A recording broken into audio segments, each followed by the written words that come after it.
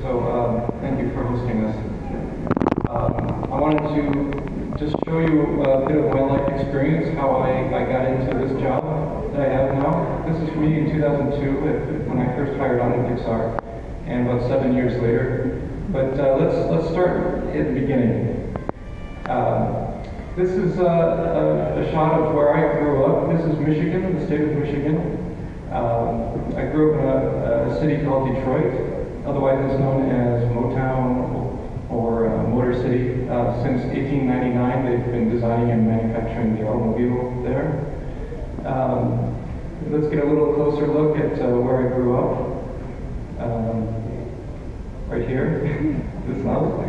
This is my family in 1973, sitting in this car. This is my father's car. He still has it today. He was a designer at General Motors, a car designer. He worked there for 43 years at this location in southeastern Michigan. This is the headquarters. He worked on things like designing graphics for cars, designing graphics for the dealerships, and interiors for various vehicles. He had a passion for things that just went, locomotives and airplanes.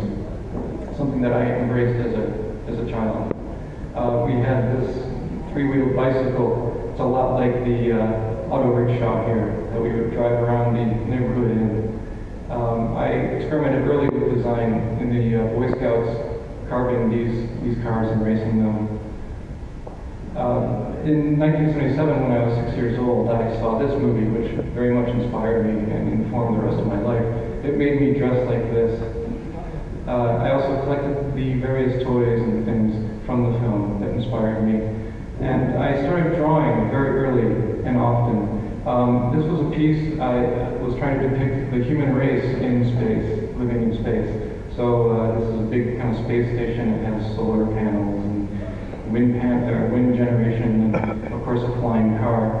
But over here, I was looking at this about 2 years ago and discovered that I had created this creature, which looked very much like this creature. It's many years later.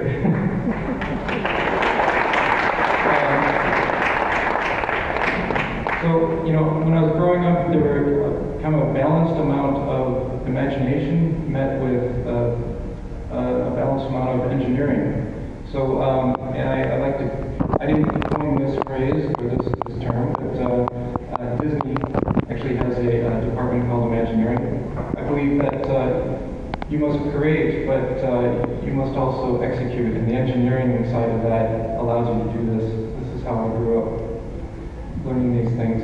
Some of the films that inspired me, a film called 2001 from 1967.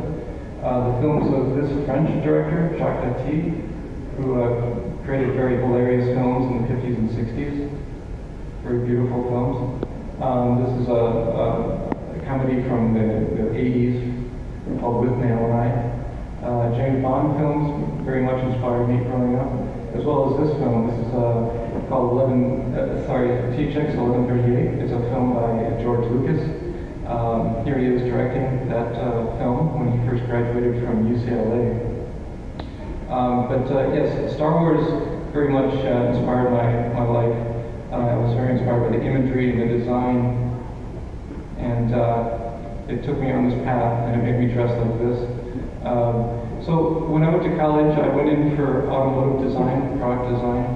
I got a job my first job out of school was at a place called Alias Software, working on some creative software there, creating imagery that eventually somebody in California saw on the cover of a magazine. I got a job at Magic Edge Games.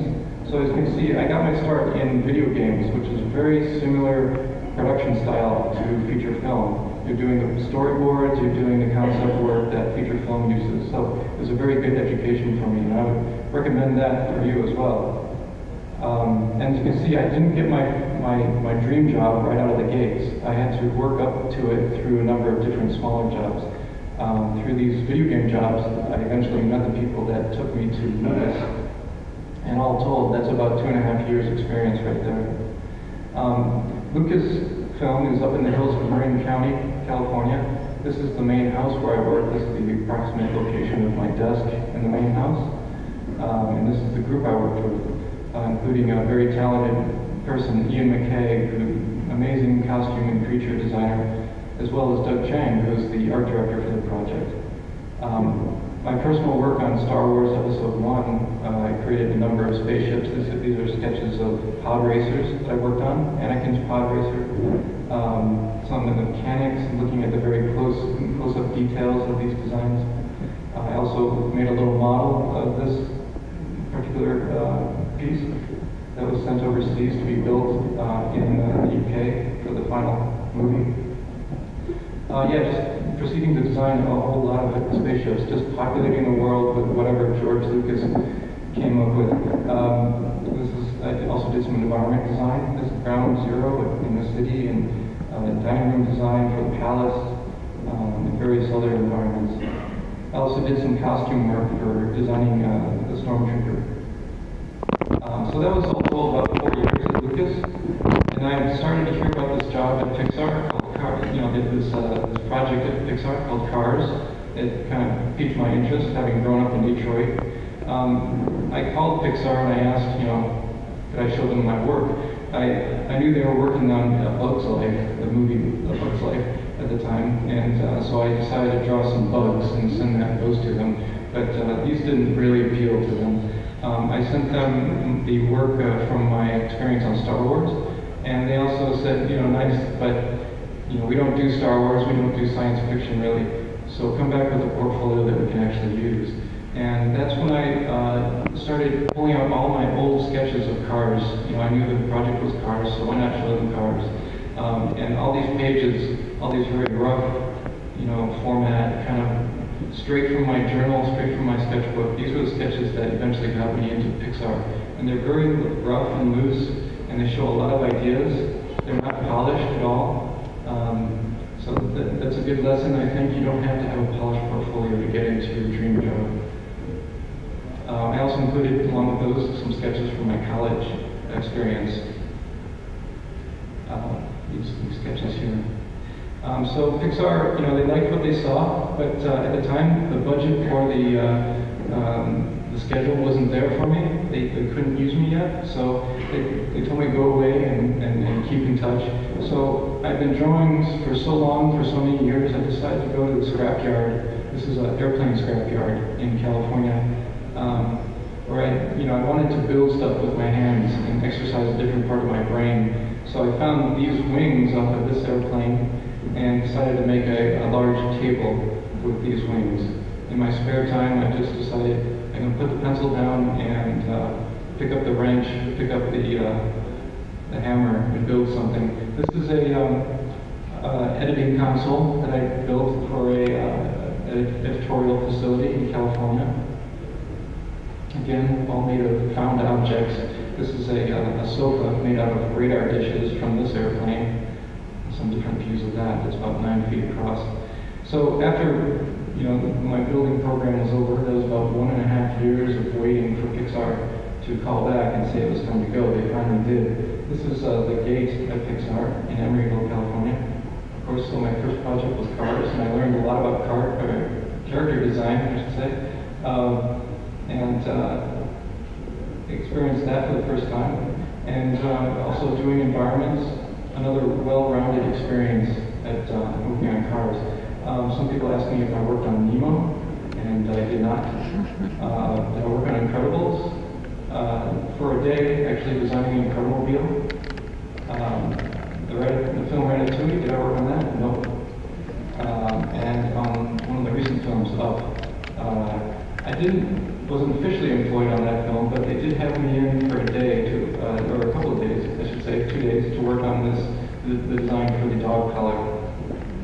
And of course I worked on Wall-E, and I will go on more about that later. But I just want to give you an introduction to Pixar, the facility. This is the main building here, the front lawn. And any given day, if you walk in Pixar and something crazy is happening, when Wall-E released, they had this big inflatable 2.5-story tall Wall-E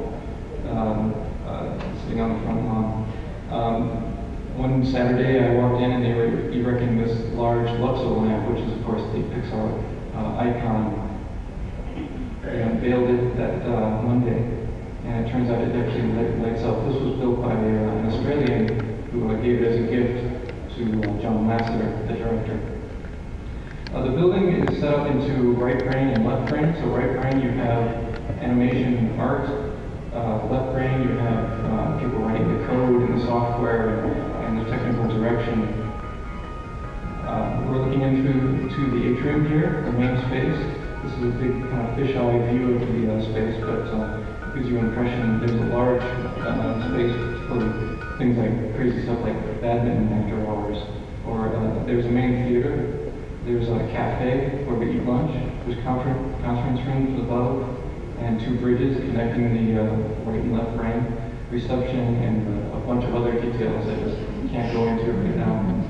But this is also the space in which we have an International Press Day. This was for cars. Here you see Bob Polly, the production designer, on the left, and there's John Lasseter, the director, on the right. This is also where we have our family picture taken. All told, we have about 1,200 people. These are our primary principals here: Steve Jobs, John Lasseter, and Ed Catmull, except for Steve Jobs, who's been replaced by Disney recently. This is also where we celebrate getting the Academy Award for films, if we're fortunate enough to that year. This is Andrew Stanton bringing the award in for Wall-E that year, and getting pictures with the director and the statuette. This is just this past year with Lee Unkrich accepting the award for Toy Story 3. This is a shot of John Lasseter's office. He collects things. He's inspired by the things that he surrounds himself with. And, you know, being the creator of Toy Story and Cars, you can see why. This is a shot of Angus McLean's office. He's an animator at Pixar. You can see over on the left-hand side, there's a drawing table.